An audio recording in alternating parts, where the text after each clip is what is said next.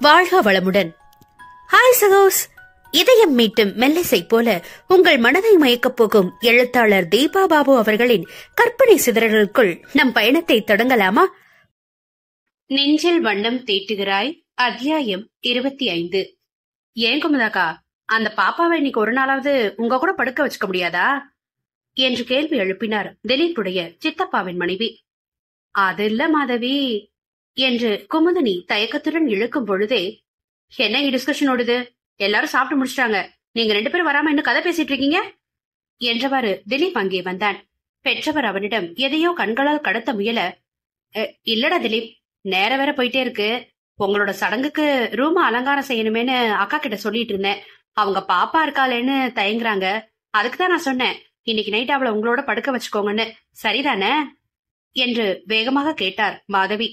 மெல்ல சிரித்தவன், வேணா சித்தி, புள்ள அப்செட் ஆயிடுவா. நேத்தே புது இடம், நிறைய புது ஆளுங்கன்னு கொஞ்சம் பயந்துட்டா.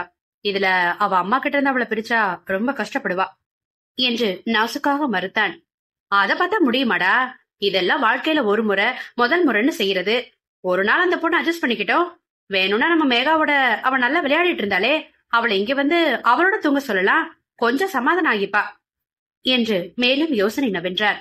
அதில் சற்றே சங்கடமாக உணர்ந்தவன், அச்சோ சித்தி, நீங்க சிரமப்படாதீங்க, இதுக்கெல்லாம் நான் ஏற்கனவே தயாராயிட்டேன், ஒன்னும் பிரச்சனை இல்ல, நீங்க 2 பேரும் போய் முதல்ல சாப்பிடுங்க என்று அவர்களை விரட்டினான். என்னடா திலீப் இப்படி சொல்ற? இதெல்லாம் நல்லாவா இருக்கு? அவர் மேலே ஏதும் சொல்ல முன்னே அவசரமாக தடுத்தவன், நீங்க ரொம்ப குழப்பிக்கிறீங்க. நான் தான் இது ஒரு விஷயமே இல்லன்னு சொல்றேன்ல. ஏற்கனவே முதல் குழந்தைய வச்சிருக்கவங்க 3-4 அடுத்தடுத்து குழந்தைங்களை பெத்துக்கிறதெல்லாம் உலகத்துல சர்வசாதாரணமா நடக்கிற விஷயம்தான். சோ டோன்ட் வரி, கிளம்புங்க என்று அவர் தோள்களை பற்றி அறையை விட்டு வெளியே நகர்த்தினான். அடே என நகைத்த மாதவி, நான் அதுக்கு சொல்லலடா, என்ன இருந்தாலும் இது யாரோ வீட்டு குழந்தை தானே, உங்க சொந்த குழந்தையா என்ன? அந்த பொண்ணுக்காக ஏன் நீங்க உங்களோட சந்தோஷத்தை இவ்வளவு தூரம் விட்டு கொடுக்கறோம்னா நான் கேட்க வர்றேன் என்றார் அதிருப்தியாக. வெறுமையாய் புன்னகைத்தவன், சித்தி பிளீஸ், இன்னொரு முறை இந்த மாதிரி அவளை பிரிச்சு பேசாதீங்க. குழந்தையும் தெய்வம்னு ஒண்ணுன்னு சொல்லுவாங்க. ஒரு சின்ன பிள்ளையோட மன நிம்மதியை குலைச்சிட்டு அப்படி ஒண்ணு எங்களால சந்தோஷமா வாழ்க்கையை தொடங்கிட முடியாது. பிளீஸ், இதுக்கு மேல இத பத்தி எதுவும் பேசாதீங்க நீங்க என்றான் மெல்லிய அழுத்தத்துடன்.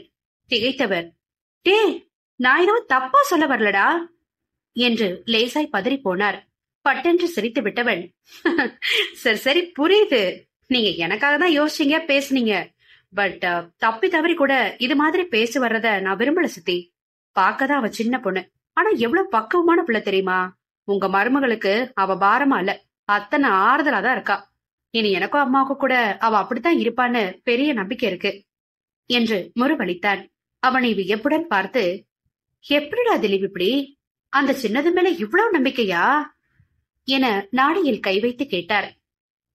தன்னிடமிருந்து எப்படியெல்லாம் அவள் தன் வளர்ப்பு தாயை காக்க முயன்றாள் என்பதை கண்கள் ஒளிர அவன் சுவாரஸ்யமாக கூறிட கேட்டிருந்த அவருக்கு இன்னமும் ஆச்சரியம்தான். ஆனால் அதற்கு மேல் அவனை தர்ம சங்கடத்தில் ஆழ்த்த விரும்பாமல் அவன் சொற்களை ஏற்றுக்கொண்டு அமைதியாக வெளியேறினார். அம்மாவுக்கும் மகனுக்கும் அப்பாடா என பெரிய நிம்மதி பெருமூச்சு ஒன்று வேகமாக பிறந்தது. கயலையும் காருவையும் 8 மணிக்கெல்லாம் உண்ண வைத்து மாடி அறைக்கு அனுப்பிவிட்டார் குமுதினி. சின்னவள் கயலின் கைபேசியில் ஏதோ ஒரு காணொளியை பார்த்து சிரித்தபடி மகிழ்ச்சியாய் பொழுதை கழித்துக் கொண்டிருக்க, பெரியவளுக்குத்தான் இதயம் நிம்மதியற்று அலைப்பாய்ந்திருந்தது. இவளிடம் தன் மனதை வெளியிட்டதிலிருந்தே திலீப் நேரடியாகவோ அல்லது மறைமுகமாகவோ இந்த இரவிற்கு பெண்ணை பேச்சிலேயே தயார்படுத்திக் கொண்டுதான் இருந்தான். அதிலும் இன்று காலையில் இன்னமும் உறுதியாக அதற்குரிய முதல் அச்சாரத்தையும் அழுத்தமாக பதித்து கேலி சீண்டல்களால் நன்றாக உணர்த்தியும் விட்டான். இயல்பான பெண்களுக்கு உரிய முதலிரவு பதற்றம் தாண்டி இவளுக்கு இருந்த இன்னொரு கலக்கம் என்ன என்றால், உடன் சிறுமியை வைத்துக்கொண்டு இதெல்லாம் எப்படி சாத்தியப்படும் என்கிற கவலை வேறு விடாமல் மனதை அரித்தெடுத்தது. இதில் மாலையில் இவள் குளித்து புதுப்புடவை மாற்றியதற்கே சின்ன விசாரணை நடத்தியிருந்தாள் சிறுமி. இந்த நேரத்துல ஏன் குளிச்சிருக்கீங்க? குமுதினிதான் பாப்பா விளையாடும் பொழுதே விரைவாக குளித்து புதுப்புடவை உடுத்தி தலைவாரி பூச்சூடி கொள்ளுமாறு அறிவுறுத்தியிருந்தார். அது என இழுத்தவள், அது புது பொண்ணு மாப்பிள அப்படிதான் இருக்கணுமா, நிறைய பேர் பார்க்க வரும்போது அழுது வடிஞ்சிட்டு இல்லாம ஃப்ரெஷ்ஷா இருக்கணுமா என ஏதேதோ கூறி சமாளித்து வைத்தாள். நல்ல வேளையாக திலீப்பும் அப்பொழுதே புது உடையில் இருந்ததால் பெண் தப்பித்தாள். மீண்டும் மனதில் பெரும் போராட்டம் உண்டது. இந்த இரவிற்காக குமுதினி எதுவும் காருவை தன்னுடன் உறங்குவதற்கு அழைத்துச் செல்ல முயன்றால் இவள் ஒத்துக்கொள்ள மாட்டாளே. நேற்றே மிகவும் பயந்திருந்தாள் பிள்ளை. இன்றப்படி என தவித்தவளுக்கு இதனால் மாமியார் ஏதேனும் சலித்துக் கொண்டால் என்ன செய்வது என்றும் அச்சமாக இருந்தது. அது சரி, இதற்கு அவர் என்ன சொல்லுவாரு? அவரு அவரு என சில நிமிடங்கள் அவனை சிந்தனையில் இழுத்தவளுக்கு டிஎஸ்பி ஒன்றும் அப்படி தன் உல்லாசத்துக்காக பிள்ளையை விலக்கி வைக்க மாட்டான் என்றே தோன்றியது. திடீரென்று காருண்யா சத்தமிட்டு நகைக்க தனக்குள் பல்வேறு கவலையில் உழன்று கொண்டிருந்த அவளுக்கு அது எரிச்சலை கிளப்பியது. இப்ப எதுக்கடி உனக்கு இந்த சிரிப்பு என்று கடுப்பாக வினவினாள். என இழுத்து திரும்பி அவள் முகம் பார்த்தவள் எழுந்து அருகில் வந்தாள். கயல் உம்மென்ற முகத்தை தூக்கி வைத்திருக்க பெண்ணை ஊன்றி பார்த்தாள் சிறுமி. என்ன காரோ என மேலும் அழுத்துக் கொண்டாள் பாவை. இப்ப எதுக்கு இங்க இவ்ளோ கடுப்பு தெரியுது என்று அவளை கிண்டலாக கேட்டாள் காரு. அவளிடம் எதையும் பகிர முடியாமல் அட போடி என்று முழங்கால்களை கட்டிக்கொண்டு அதன் முகத்தை புதைத்தாள் கயல். என்னமோ ஏன் டென்ஷனா இருக்கீங்க என்று அவள் தோள் தொட்டு ஆறுதலாக விசாரித்தாள். என்னவோ தெரியல போ, ஒரு மாதிரி இருக்கு. ஒரு மாதிரினா என சந்தேகம் கேட்டாள் சின்னவள். வேகமாக தன்னை சுதாரித்து நிமிர்ந்தவள் அவளை முறித்து போ, போய் மொபைலை பார்ப்போ என்று விரட்டினாள். என சின்ன இதழ்களை சுழித்தவள், நான் அதைத்தானே செஞ்சிட்டு இருந்தேன், நீங்க தான் நடுவில் டிஸ்டர்ப் செஞ்சு திட்டினீங்க என்று பல்லை கடித்தாள். அதில் சிரிப்பு பொங்க, சரிதா போடி என்று அவள் கன்னத்தில் முத்தமிட்டவள் பட்டென்று அவளை பிடித்து படுக்கையில் தள்ளிவிட்டு நாக்கை துருத்தி காண்பித்தாள். அம்மோ என குதைத்து எழுந்த அவளும் பதிலுக்கு இவளை பிடித்து தள்ளிவிட, ஹேய் பாப்பா என்று சத்தமிட்டு நகைத்தாள் கயல்விழி. அதை கேட்டபடியே ஓசையின்றி வந்து அரை வாயிலில் நின்றான் திலீப் குமார். சிறிது நேரம் அவர்களின் விளையாட்டை அமைதியாக கவனித்தவன், நானும் வந்து ஜாயின் பண்ணிக்கலாமா என்று கேட்டவாறு புன்னகையுடன் உள்ளே வந்தான். அவன் வரவை பார்த்து காருவின் முகம் இன்னமும் உற்சாகம் கொள்ள கயலின் முகம் நேர்மாறாய் கலவரமாக மாறியது. ஓ ஷியோர்பா, வாங்க வாங்க என்று அவனை ஆர்வமாக வரவேற்றாள். என்ன கேம் விளையாடிட்டு இருக்கீங்க கேட்டவாறே இயல்பாய் மனைவியின் அருகே படுக்கையில் அமர்ந்தாள் கணவன். செய்வதறியாது அவள் தடுமாறியபடி விழித்துக் கொண்டிருக்க, இதோ இப்படித்தான் மாத்தி மாத்தி பெட்ல தள்ளி விளையாடிட்டு இருக்கோம் என்று கிணிக்கி சிரித்தவாறு கையிலை பிடித்து சட்டென்று கீழே தள்ளினாள் சிறுமி. பேசிக்கொண்டுதானே இருக்கிறாள் என அசட்டையாக தன் பதற்றத்தில் இருந்த கையில் அதை சற்றும் எதிர்பாராததால் அவள் தள்ளிய வேகத்திற்கு பிடிமானமின்றி கணவனின் மடியிலேயே மொத்தமாக விழுந்திருந்தாள். அவனுமே முதலில் சில நொடிகள் திகைத்துவிட்டு பின் உல்லாசமாக நகைத்தபடி தன் மடியிலிருந்து எழ முயற்சித்திருந்த மனைவியின் தோள்களை சின்னவள் அறியாமல் பிடித்து அழுத்தியவாறு அவளிடம் குதூகலமாக பேச ஆரம்பித்து விட்டான். வாவ், இந்த கேம் சூப்பரா இருக்கேடா, ஒரே தலையில உன் அம்மா இப்படி வந்து பொத்துன்னு விழுந்துட்டா. ஆமா ஆமா, இவங்க இப்படி விழுந்து கைய ஊண்டி எழுந்து என்னை பிடிக்க வரத்துக்குள்ள நான் குதிச்சு எழுந்து ஓடி போயிடுவேன் என்று பரிகாசம் செய்தாள். திலீப்பின் அழுத்தமான பிடியிலிருந்து விடுபட முடியாமல் அவன் மடியில் கிடந்தவாறே காரு என்று கோபமாக பிள்ளையை அதட்டினாள் கயல். அவளும் அதையும் விளையாட்டாக்கி, ஏமா இன்னும் எழ முடியலையா என்று வாயை மூடி சிரித்தாள். மை காட் என ஆத்திரத்தில் கண்களை அழுந்த மூடி அவள் கூவ, என்ன என்ன சொன்ன என கேட்கல என்றவாறு அவள் முகத்தின் அருகே மிகவும் நெருக்கமாக குனிந்தான் திலீப். அதில் மூச்சடைத்து விட, என்ன பண்றீங்க, அவ பாக்குறா என்றாள் பதற்றத்தோடு. இப்ப என்ன, அவ முன்னாடி லிப்லாக்க பண்ண? ஜஸ்ட் என்னன்னு பேசித்தானே இருக்கேன். இருவரின் நாசையும் உரசுவதற்கு நூலளவு இடைவெளியே இருக்க சுவாசம் ஒன்றோடொன்று சீரலாக மோதிக்கொள்வதில் இதயத்தின் துடிப்பு பலமாக கூடிட அவன் மடியிலும் பிடியிலும் திணறியபடி கிடந்தாள் கயல். என்னாச்சுப்பா என விசாரித்தாள் சிறுமி. என நிமிர்ந்தவன், உன் அம்மாவை நீ தள்ளிவிட்ட வேகத்துக்கு அவ இடுப்பு பயங்கரமா சுளுக்கு பிடிச்சிருச்சா, தானா எழ முடியலன்னு புலம்புறா என்று அப்பாவியாக விளக்கம் கொடுத்தான். கயல் அவனை அதிர்ந்து பார்க்க, அச்சோ சாரிம்மா, நான் எப்போ போல விளையாட்டா தானே செஞ்ச என்றாள் காரு கவலையாக.